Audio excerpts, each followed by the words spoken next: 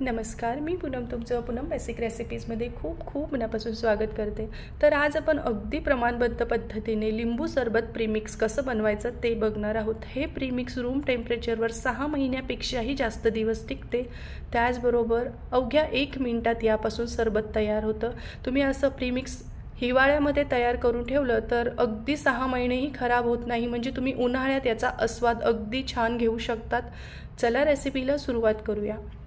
तर त्यासाठी मी इथे 10 ते 12 मोठ्या आकाराचे पिवळे कागदी लिंब घेतले आहे। कागदी लिंब म्हणजे काय, तर ज्या लिंबाची वरचं साल असतं ते असं अगदी पातळ असलं पाहिजे, असे लिंब आपल्याला यासाठी घ्यायचे आहे। डागविरहित शक्यतो असे लिंब शोधून आणायचे बाजारातून घेताना, आणि हे सर्व लिंब आपल्याला असे नरम करून घ्यायचे आहे। लिंब नरम झाले की हे 2 तुकड्यांमध्ये आपल्याला कट करून घ्यायचे आहे।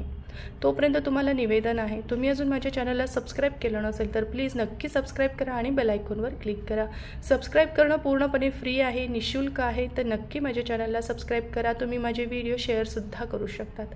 अशा प्रकारे लिंब आपण नरम करून घेतल्यामुळे यातला रससुद्धा खूप मोठ्या प्रमाणात निघतो। आता मी मेजरिंग कप घेतलेला आहे। या ठिकाणी तुमच्याकडे मेजरिंग कप नसेल तर तुम्ही घरातील कुठलंही भांडं किंवा वाटी या प्रमाणासाठी सेट करून घेऊ शकतात। सर्व लिंबांचा रस आपल्याला काढून घ्यायचा आहे, मात्र आपल्याला लिंबाचा रस या ठिकाणी मोजूनच घ्यायचा आहे, हे लक्षात असू द्या। तर 1 कप लिंबाचा पूर्णपणे यापासून रस निघालेला आहे। ही जी साल आहे ही फेकून न देता यापासून सुद्धा लोणचं बनवलं जातं। आता जे आपण लिंबाचा रस काढून घेतलेला आहे तो एका परातीमध्ये मी टाकलेला आहे। बी मात्र अजिबात यामध्ये जाऊ द्यायची नाही आहे, नाहीतर आपलं प्रीमिक्स कडवट होऊ शकतं। आता 1 कप लिंबाचा रस घेतला आहे, त्यासाठी आपल्याला 3 कप साखर घ्यायची आहे। तर मोजूनच आपल्याला यामध्ये साखर टाकायची आहे, म्हणजे आपलं प्रीमिक्स अगदी परफेक्ट चवीला तयार होतं। असं व्यवस्थित मिक्स करून आता आपल्याला हे घरामध्येच सुकवून घ्यायचं आहे। रोज आपल्याला याला एकदा असं चाळून घ्यायचं आहे। तर साधारण मी रोज असं हे चाळत होते। 3रा ते 4था दिवस आहे हा।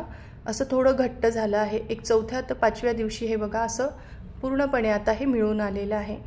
जर तुम्हाला हे प्रीमिक्स लवकर सुकवायचं असेल, वाळवायचं असेल तर 2 ताटांमध्ये पसरवून ठेवा, म्हणजे अगदी लवकर हे सुकून तयार होतं। फक्त घरामध्ये सुकवायचं आहे, रूम टेम्परेचरवरच सुकवायचं आहे, उन्हात आपल्याला हे सुकवायचं नाही आहे, हे लक्षात असू द्या।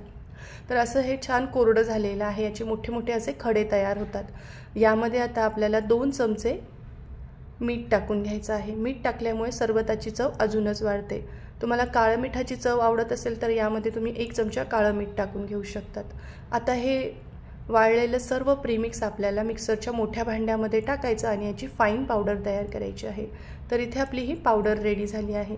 आता स्टोअर करताना मात्र अशी काचेची बरणी घ्यायची, ती पूर्णपणे सुकलेली असली पाहिजे, बिलकुल ओली बरणी वापरू नका।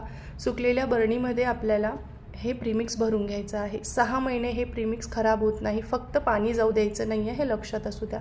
आता सरबत बनवण्यासाठी मी ग्लासामध्ये काही बर्फाचे क्यूब आणि 2 टेबलस्पून म्हणजे 2 मोठे चमचे इतकी यामध्ये साखर जे आपण प्रीमिक्स केलं आहे ते टाकून घ्यायचं आहे, आणि आवश्यकतेनुसार पाणी टाकायचं।